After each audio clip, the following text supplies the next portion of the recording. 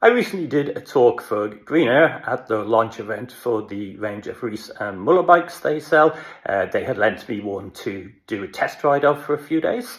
And what I talk about here is actually getting out on the road, tips for cycle touring. The people I'm talking to are largely the people who work at Green Air, so a lot of young bike mechanics essentially, hence my jokes about being glad that I had decided not to give a talk on bikes themselves, as everybody else would have known more than what I was about to tell them. Anyway, hope you enjoy. So I came in here in, I think, January of 2022 without really knowing much of what I wanted, except that I had been trying to tour on a manual bike and found once I'd done 3 days, it was very tough to do a 4th day. It's partially an age effect, it's partially I work in an office job, so I don't get that much exercise.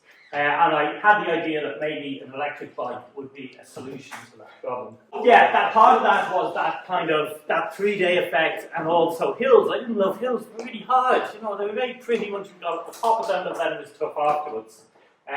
So then I was thinking when I was asked to do this, what to actually talk about. And that was kind of hard, and in fact I'm glad I made the decisions I made, because when I was talking to some of you beforehand, I realised if I had gone down the route of trying to talk about gear or bikes or something, I'd have been very outmatched, because most of you know far more about that than I do. So other options I considered, right, so this is just my own, I started 3 years ago. First year I basically toured the Irish coastline, that was my initial excuse concept. The second year I went off to Scotland and I did the Highlands and Islands. And this year I went off to northern Spain, the Basque Country, and basically did a big loop, including several bits into the Cantabrian Mountains. Now, if you consider, I previously, 3 days was about what I could manage. All of these are like 3 weeks to a month. So definitely e-bikes, that opens up possibilities for me that would not have existed otherwise. I've had to very much work at it, maybe I never got there. So I thought of giving you a load of pretty pictures of the places I've been, but sure, most of you have been to other places that you have lots of pretty pictures of. So fortunately, I skipped over that one. I thought about talking about gear, like how do you stay dry, or everyone's favourite of how do you keep your bike secure. This one actually, Facebook groups are full of discussions about this, and it's really hard because you can't. Because normally the problem is you might have all sorts of fancy locks, but there's nothing to lock it to. So this particular picture, this is the island of Mull in Scotland, and it's a track down one side of the island of Mull, which for some reason has actually got proper bike locking frames on it. It's weird because there were nowhere else I saw in Scotland. You almost never see them in Ireland. The first year I got, expensive insurance for the bike, but that required you to lock to one of those, and toured around. I think there was only 2 places I found something that could lock it. Anyway, I'm not talking about any of that further. Did you take a path on the insurance? Not really. I mean, I just didn't renew it at the end of the year. Another favourite topic is how to deal with kind of semi-feral farm dogs. These are all from Spain this year. These two were delighted with themselves. They were in a very boring bit of the countryside. Hardly saw anybody, so they loved cyclists.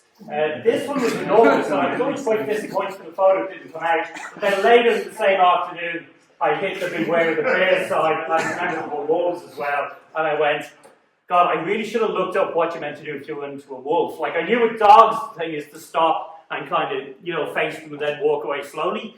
With wolves, I was going, I don't know if that's actually the right way to deal with the wolf. I still don't know. I do need to look that up. Instead, I decided to go back my own experience. So this is my old bike, not electric. I did a 2-day cycle down to Dunmore East, going through West Wicklow. I wanted to visit some stone circles. And I started off with whatever gear I had. So luckily, I have a nice tent. I have the MSO Hover NX1, that's a super tent. I had a pannier for bringing my computer to work with me, and I had a totally unsuitable hat that doesn't actually work when you're trying to cycle, it just flaps around. And I camped down on the Barrow on the way down. And then that was part of the thing that convinced me I needed to get an e-bike. So this is the day I bought the bike, and I was full of optimism for the future and going, yes, this is going to change things. So this is me taking it up to the top of Capure because I figured that was the best test. Because like a lot of people that have a new e-bike, I was worried about what range you would actually get in reality. So I thought, oh, if I go somewhere that's somewhat far away and really steep, that's a good way of testing out the range. So it is not a St Mullins, by the way. This is a Rally Lotus Tour, which is not really that suitable for touring on, but I've been touring for 3 years on it, so there you go.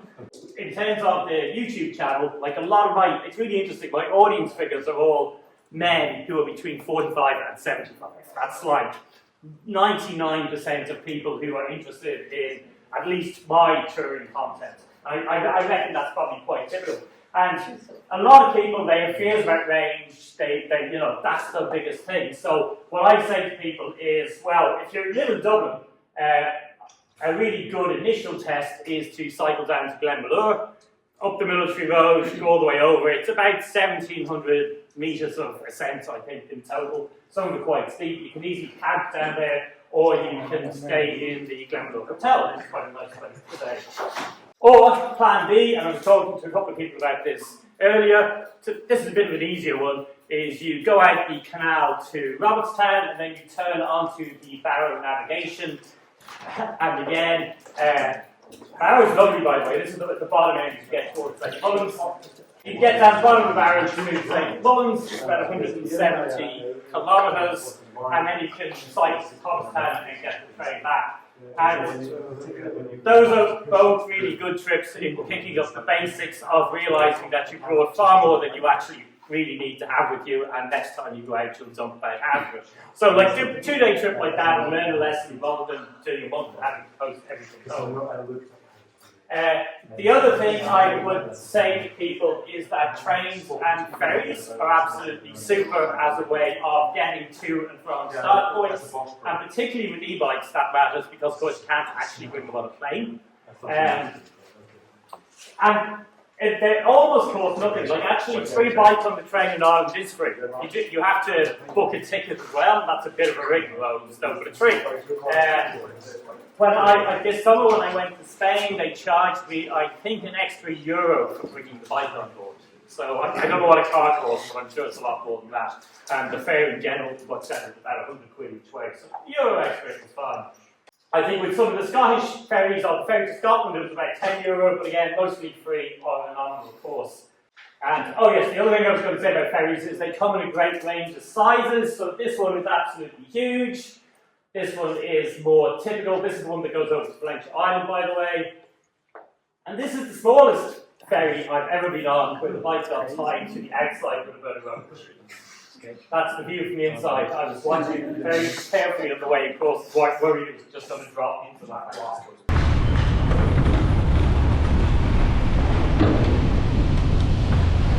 So one of the things I wanted to talk about is, I think, one of the things my YouTube audience at least struggles with, but possibly most of you don't, is sort of anxiety and fears about setting off and thinking about all the things that can go wrong. So one of the things that occupies far more of my mind than it should is getting the train to Killarney, because Killarney is a great setting off point. Problem is, if you're going from Dublin, there's almost no direct trains, so you have to change your Mallow. And as anybody who's used the train system is aware, although you kind of book your bike on, you often arrive and discover somebody else has actually taken the spot unless you're getting on the first step. So that was a big worry for me until it actually happened, and I realised that, yeah, it's fine. You just kind of stuck your bike up the back and you kept going. And most things you worry about going wrong, that's actually what happens. There's always a solution that happens and you can go around. With my first couple of tours where I was doing maybe a week or more, that sort of anxiety about it was kind of a big deal. So this video, and I didn't connect up the sound with this, but... Oh, that's right. Oh, that's right. It's okay, it's only a short clip. So basically, that's me 2 days into the first time I've gone to Killarney. I probably cycled a little bit too far. I'm down at Derrynam, if people know where that is, and I'm camping there. And I've just been very, very anxious, like just unreasonable anxiety. And I've woken up and it's about 5:30 in the morning. And I'm going, I need to get this out of my head, so I decided the best thing to do was to go for a swim.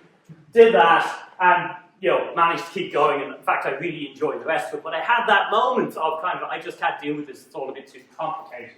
And I think from talking to people, that's relatively common. And then, this one. I guess it had to happen at some point. This is Donegal, so it's an entirely different situation. It just lashes randomly, lashes and lashes and lashes and lashes. So I had to change my plans, and I camped down near the harbour in Charlestown, I think it's called. Anyway, but two things have happened. One is I posted that clip to my Instagram, and this is 2022, right? So a load of people thought that meant I got COVID, because they were going, what happened to it? I was just complaining about the rain, but I thought I got COVID. But the more serious thing that had happened is one of my panniers, which was a cheap one, had flooded, and my power bank was in there, so that flooded and blew up basically. It was unusable, which meant I lost all my navigation. So I was kind of going, how am I going to get up, keep going? I won't be able to use my phone to navigate, so I decided to keep going. The next town, of course, had a mobile phone shop, and I bought a new one, and all that problem had gone away. So this is Scotland in the following year. Someone was asking me earlier about how much stuff I carried, and I said I'll have a picture of it later, and you can have a look. So, Scottish trip was a month, and I kind of needed to carry a lot of stuff, even though I previously led to strip things down. So this is the stripped down version. And this photo is kind of funny because it's the instant before I broke my stand for the second time. And you can possibly see why that's going to happen when you look at that photo. So one of the things is I'm not mechanically minded whatsoever. I'm kind of terrible. My eyesight's not very good, so I really struggle with stuff. And I was saying to people earlier, the next video I'm actually going to do is a comedy one of me fixing a puncture in the back wheel, where I decided that I should fix it in roadside conditions, so just with a puncture repair kit, no stand, anything like that. It takes me about 40 minutes. It's quite a struggle. But what this is, and because a lot of people worry about breakdowns, and it's one of the things that will stop them going. What will I do if the rear wheel blows up or something? I can't fix that, so it'll stop them going. So this is the story of one of my early disasters, which was on an old school manual bike. And what this photo is it's I'd gone into a pub because my, what's it called, the derailleur hanger, this has, for some reason, jumped into my back wheel, completely jammed up the back wheel. Everything was jammed up. I couldn't even wheel the bike. And I was like, I don't know what to do. And I was in Yorkshire, Peak District. So I walked to the nearest pub. I went, do you have any numbers for taxis? They gave me a list of taxi numbers. I looked up in Google Maps where the nearest bike repair shop was, 20 kilometers away. I got a taxi to a hotel that was in that town. They were great, by the way. They had me up and running within about 2 hours the next day. So there's me being very happy because I'm actually able to continue cycling, and that's me arriving in Wales about 200 kilometres later. This is the other trip that convinced me I kind of needed an electric bike because getting to Wales and then the hills get kind of extreme. I wanted to cycle around the stone circles, so I had a suggestion in here, but it's kind of, I don't know how much it applies to this audience. So basically, because I'm not very good mechanically, and a couple of you will know this already, whenever I go off on one of these long tours, I normally book a slot in here and I say, hey, I'm going off to Spain next month.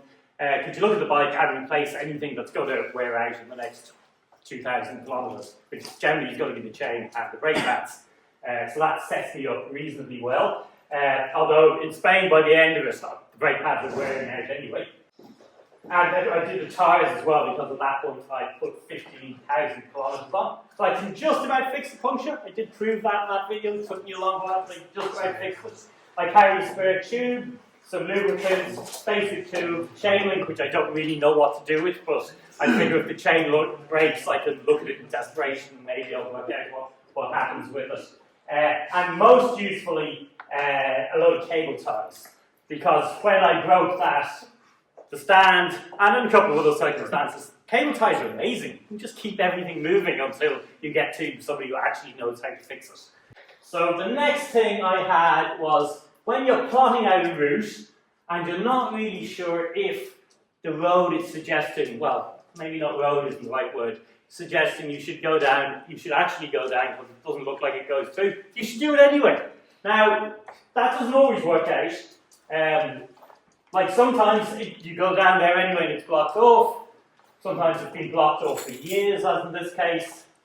Sometimes it's really, really blocked. This is like 20 kilometers. I had to do this big diversion back into the mountains. But the reason I think it's actually good advice is that when it does work out, it's generally wonderful. Like if you end up going somewhere that's kind of amazing, that there's not many people going through it. This is Scotland, an amazing road over the mountains. Spain again. And Donegal. Here we get towards the end, more further observations. Did you know you can get sunburned through a cycling helmet even if it's kind of cloudy? I didn't. I found out. So that's really useful to know. Try the local food. This is tripe. It was actually very tasty. And this, from Scotland, is a macaroni and cheese pie. Unfortunately, I'd already eaten the lasagna in a pie crust by the time I went, oh, I should really take a photograph of that. It's kind of amazing. And yeah, the last thing I had is sometimes you pass completely amazing places that you can't actually cycle to. So you can always go back. So that's the Skelligs. When I was doing that first tour around the coast of Cork and Kerry, for about 3 days, they just kept coming into view, and I was looking across them and going, oh, those are amazing. I need to go back there. So I rang a friend and said, look, will I book a couple of boat tickets, we can just go across. And then that's what we did. And I think that's the end. I have a couple of other, this is the, if you're camping, book a hotel every few nights, because it's amazing the way you can just dry everything out and swing your arms around. That's great, really good question. Anyway, thank you.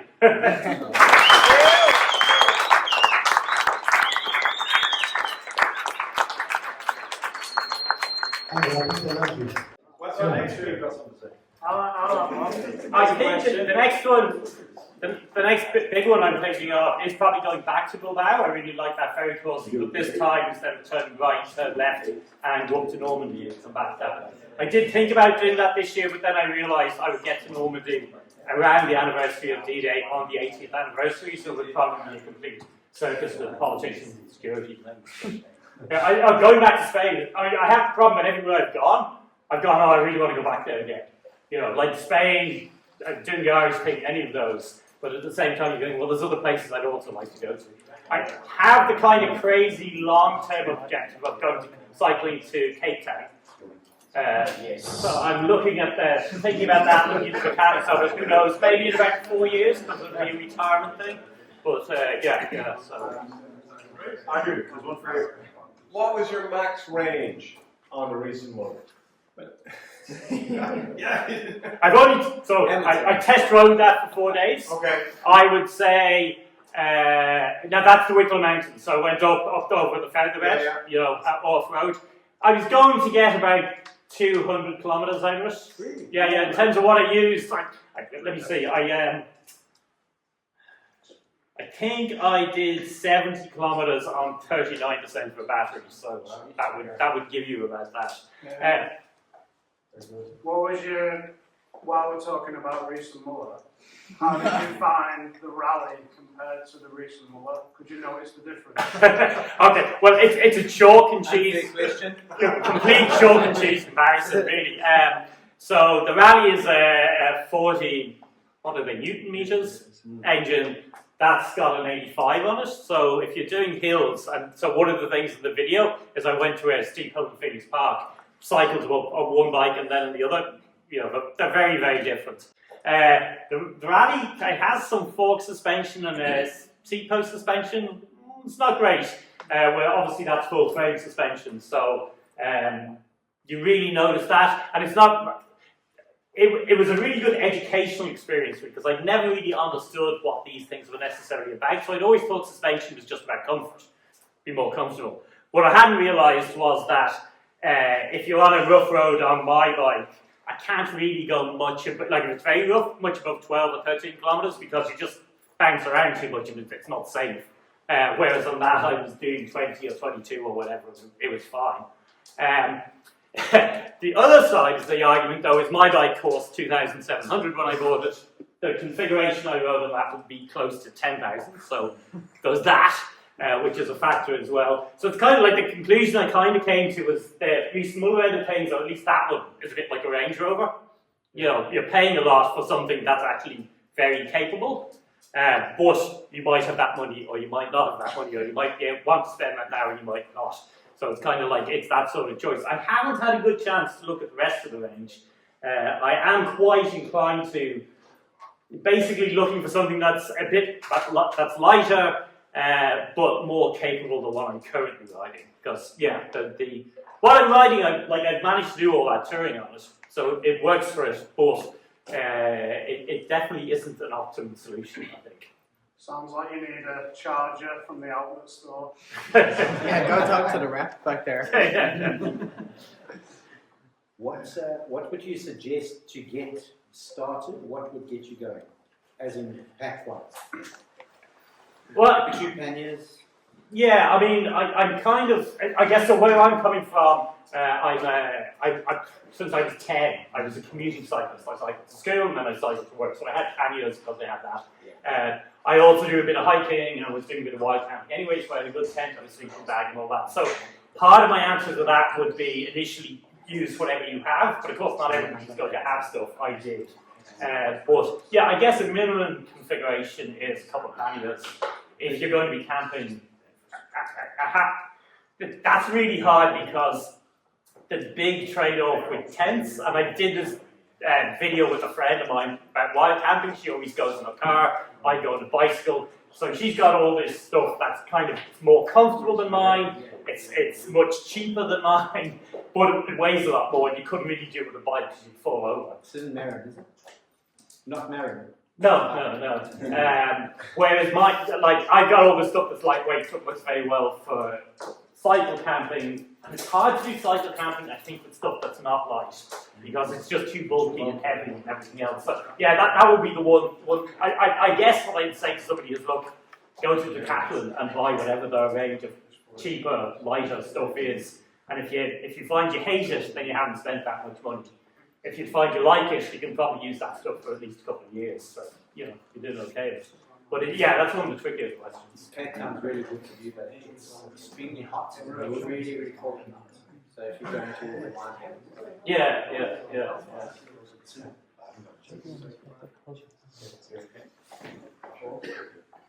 Anyone else for questions? What would you bring next time that you didn't bring the last one? Sorry, Mike. What would you bring with you next time that you didn't bring last time? Less. So almost all the weight I've added since, say my first 20 days, I was reducing stuff in terms of what I brought. I was going, I don't actually need this, I'm not going to bring it anymore. And then I had a reasonable idea of the minimum I needed. And actually most of what I've added since has been camera gear and audio gear because I've been recording things. So we did a huge amount of experimentation with setting up cameras on the bike and kind of rigging systems that are lightweight off and all that sort of thing. So actually in terms of things I'm considering a very lightweight drone with one of the automatic programs, so like that new Neo Air or something, purely from the point of view of capturing things. Every year I've bought myself another bit of gear for the bike. So the year I went to Scotland, it was a 500 watt battery, so I could extend range. This year it was the 9 control unit, so I could use custom low assist modes, but also so I'd have lots more information about what the battery charge was and all the sort of additional information that's provided like that. I don't actually have something in my head for next year. There's not something in there that I'm thinking of. So, out of your trip around Ireland, what would you say was your favourite pub? Oh. So I do a lot of it in May and June when everything is a little bit shut and not, so the pubs aren't that great. You have to go to Manchester if you want a real pub.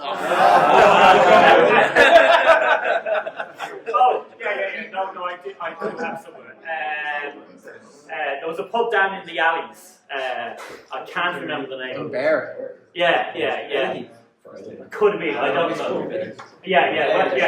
Westport. Yeah, no, I like that place in particular. Yeah. I mean, there's been a lot of good pubs. But actually one of the biggest disadvantages I found with touring Scotland is that the Highlands and Islands bit, there's very few good pubs. They tend to be all either restaurants or a hall with a few school chairs in it.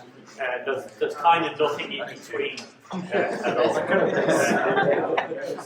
Sorry for anybody who's from that bit of Scotland, but Glasgow's great. Glasgow's got lots of great pubs. Oh, just to remind people, so my YouTube channel is called eBike Touring Life. I use the same name on Instagram, so if you want to follow that, you want to find out whatever I'm doing in the future. You'll see his review on the recent one there as well. Yeah.